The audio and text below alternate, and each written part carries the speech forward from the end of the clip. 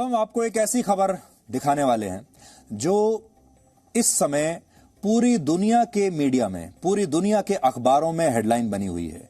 और अगर आप किसी भी देश के अखबार को चेक करेंगे कल सुबह, तो आपको ये खबर दुनिया के हर अखबार में मिलेगी, हर देश के अखबार में मिलेगी। और वो खबर है साउथ कोरिया की सॉफ्ट पावर के बारे में। सॉफ्ट पावर के बारे में अगर हम बात करें तो भारत जैसे देश अपनी सॉफ्ट पावर को कभी ठीक से समझ नहीं पाए, लेकिन भारत से 5000 किलोमीटर दूर दक्षिण कोरिया अपनी सॉफ्ट पावर का इस्तेमाल करना अच्छी तरह से जानता है। दक्षिण कोरिया की सॉफ्ट पावर का नाम है के पॉप, यानी कोरियन पॉप। और आज की तारीख में कोरियन पॉप के सबसे बड़े ब्रांड एम्बेसडर हैं बीटीएस, यानी बैंगटन बॉयज। ये एक बैंड है के पॉप का, और इन सभी सदस्यों को, बीटीएस के सभी मेंबर्स को अमेरिका के राष्ट्रपति जो बाइडेन ने व्हाइट हाउस में मिलने के लिए बुलाया था। असल में कोविड के बाद से अमेरिका में एशियाई मूल के लोगों को लगातार निशाना बनाया जा रहा है, और वर्ष 2020 के बाद से वहां ऐसे लोगों के खिलाफ नस्लीय भेदभाव की 10,000 से ज्यादा घटनाएं हो चुकी हैं। मई 2021 में अमेरिका की संसद में इसके खिलाफ एक कानून भी बना, लेकिन इसके बावजूद इन घटनाओं को रोका नहीं जा सका। और इसलिए अब जो बाइडेन ने इन घटनाओं को रोकने के लिए बीटीएस से मदद मांगी है और वो बीटीएस से मिले हैं। सोचिए कितनी बड़ी बात है कि अमेरिका जैसा देश, जो खुद को दुनिया की सबसे बड़ी सुपर पावर बताता है, वो अपने देश में एशियाई मूल के लोगों के खिलाफ नस्लीय भेदभाव को रोक नहीं पा रहा, और इसके लिए उसे बीटीएस की मदद लेनी पड़ती है। इससे पता चलता है कि आज बीटीएस की soft power, super power America से भी कहीं ज्यादा प्रभावशाली है। यहां दो और बातें नोट करने वाली हैं। पहली है कि इस मुलाकात के दौरान व्हाइट हाउस में एक प्रेस कॉन्फ्रेंस का भी आयोजन हुआ, जिसमें बीटीएस के सभी मेंबर्स ने अंग्रेजी में बात करने की बजाय अपनी मातृभाषा कोरियन में पत्रकारों के सवालों के जवाब दिए। ऐसा करके उन्होंने न सिर्फ कोरियन भाषा को एक अंतर्राष्ट्रीय मंच दिया, बल्कि अपने देश की सांस्कृतिक पहचान को भी प्रमोट किया, अपने देश की संस्कृति को, अपने देश की भाषा को प्रमोट किया, और दुनिया को बताया कि उन्हें अपने देश पर गर्व है। जबकि हमारे देश में, भारत जैसे देशों में ऐसा नहीं होता। हमारे देश में आज भी लोगों को अपनी मातृभाषा में बात करने में एक अजीब सी शर्मिंदगी महसूस होती है, और हिंदी फिल्मों में काम करने वाले हमारे कलाकार भी अक्सर अंग्रेजी में ही बात करते हैं। इसके अलावा इस प्रेस कॉन्फ्रेंस में इतने पत्रकार मौजूद थे जितने राष्ट्रपति जो बाइडेन की अपनी प्रेस कॉन्फ्रेंस के दौरान भी नहीं होते। बीटीएस की सॉफ्ट पावर को आप इन तस्वीरों से आज समझ पाएंगे। ये व्हाइट हाउस का प्रेस रूम है जहां पर प्रेस ब्रीफिंग होती है। यहां पर बीटीएस बैंड के तमाम मेंबर्स थे, और खचाखच ये भरा हुआ था, क्योंकि अमेरिका व्हाइट हाउस में मौजूद अमेरिका के हर बड़े मीडिया हाउस का जो रिपोर्टर था, प्रतिनिधि था, वो इनसे सवाल पूछना चाहता था। 네, 신기한 것 같습니다. 그리고 이 모든 걸 연결을 시켜주는 음악이란 건 좀 참으로 훌륭한 매개체가 아닌가 싶습니다. It's an honor to meet you, Mr. President. Welcome to the White House. Come on up here, guys. This is an important month here in America. A lot of our Asian American friends have been subject to real discrimination. Hate only hides. When good people talk about it and say how bad it is, it goes down. So thank you. We want to say thank you sincerely for your decision, such as signing the COVID-19 Hate Crimes Act into law. So we just want to be a little help, and we truly appreciate the White House and the government's trying to find solutions. People care a lot about what you say, and what you're doing is good for all people. It's not just your great talent.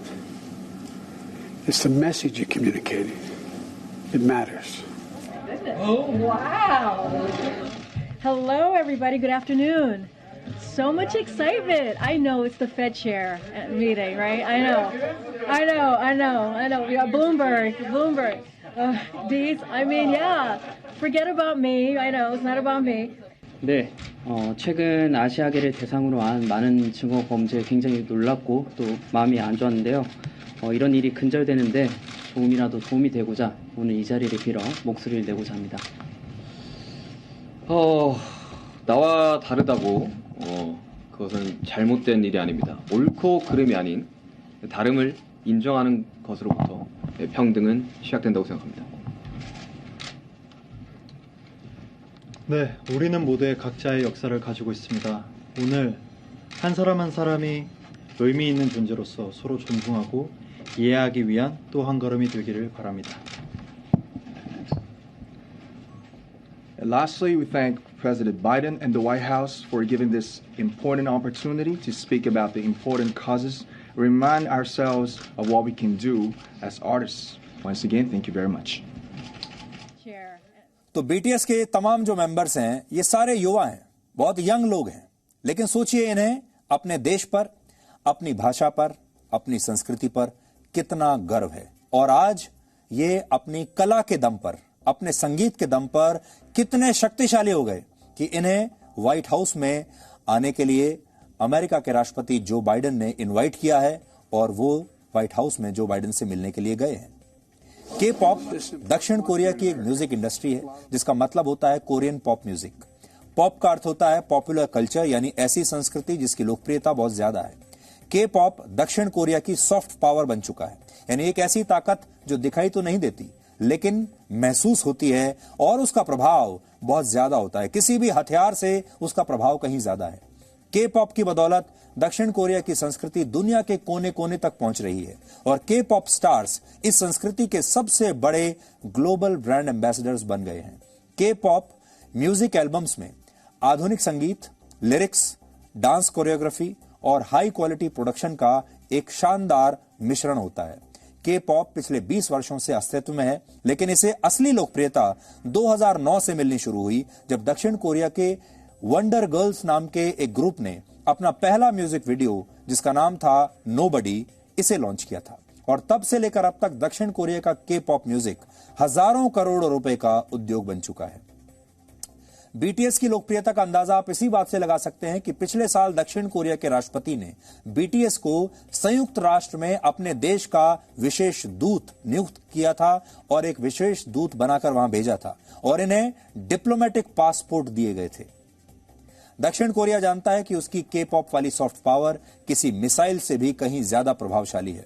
इसकी लोकप्रियता इतनी ज्यादा है कि वर्ष 2018 में उत्तर Korea की राजधानी प्योंगयांग में तानाशाह किम जोंग उन के सामने भी दक्षिण कोरिया के पॉप स्टार्स ने परफॉर्म किया था। इसके अलावा बीटीएस की लोकप्रियता की वजह से दक्षिण कोरिया की अर्थव्यवस्था को हर वर्ष 27,000 करोड़ रुपए का फायदा होता है और जब भी बीटीएस की कोई नई एल्बम या नया गाना रिलीज होता है तो दक्षिण कोरिया और पूरी दुनिया में बीटीएस से जुड़े प्रोडक्ट्स की बिक्री तेज हो जाती है और बीटीएस से आकर्षित होकर हर साल 8 लाख लोग दक्षिण कोरिया घूमने जाते हैं, जो दक्षिण कोरिया में आने वाले पर्यटकों का 70% है।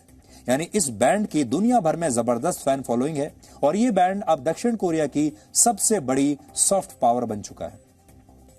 हालांकि बीटीएस ने सॉफ्ट पावर के तौर पर जो काम दक्षिण कोरिया के लिए किया और हॉलीवुड ने जो काम अमेरिका के लिए किया, वो काम हमारा बॉलीवुड भारत के लिए कभी नहीं कर पाया। बॉलीवुड ने हमारी संस्कृति, संगीत और कला को तो दुनिया तक पहुंचाया, लेकिन एक शक्तिशाली देश के रूप में भारत की छवि बनाने के लिए कुछ नहीं किया। बॉलीवुड के अलावा आज हमारे देश के पास आयुर्वेद है, योग है, गांधी जी का अहिंसा का मंत्र है, हमारे देश में अध्यात्म है, हिंदू धर्म है और बौद्ध धर्म भी भारत की एक बहुत बड़ी सॉफ्ट पावर बन सकते हैं और बड़ी बड़ी अंतर्राष्ट्रीय कंपनियों ने अब आयुर्वेदिक प्रोडक्ट्स बनाने शुरू कर दिए हैं। अध्यात्म का अनुभव लेने के लिए भी बड़ी संख्या में विदेशी भारत आते हैं और अब तो विदेशों में अध्यात्म से संबंधित बहुत सारे ऐप्स आ गए हैं जिसमें हमारे ही देश के अध्यात्म को अंग्रेजी में अलग अलग शब्दों में वेलनेस का नाम देकर बेचा जा रहा है, लेकिन भारत इन्हें अपनी सॉफ्ट पावर के तौर पर कभी भी स्थापित नहीं कर पाया। Presenting B News app available on Google Play and App Store. Download it now.